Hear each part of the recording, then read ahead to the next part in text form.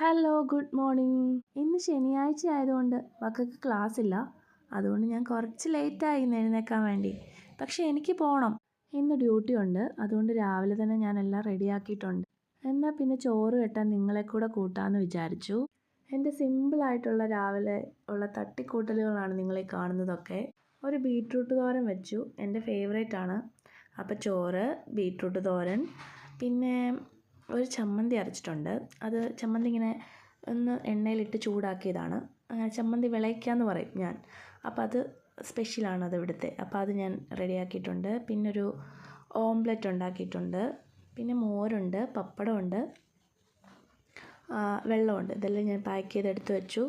അത് കഴിഞ്ഞിട്ട് നമ്മുടെ 2 വാഴക്കുല വിളഞ്ഞിട്ടുണ്ടായിരുന്നു. അപ്പോൾ അത് വെട്ടാൻ വേണ്ടിയിട്ട് അമ്മയുടെ കൂടെ സഹായിക്കാൻ വേണ്ടിയാണ് കേട്ടോ ഞാൻ അവിടെ പോയത്.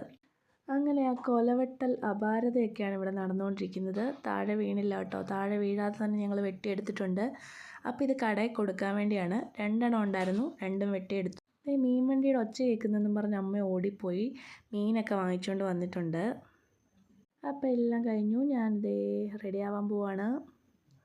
എനിക്ക് പോകാനുള്ള സമയമായി. അപ്പോൾ ഇത്രയേ ഉള്ളൂ.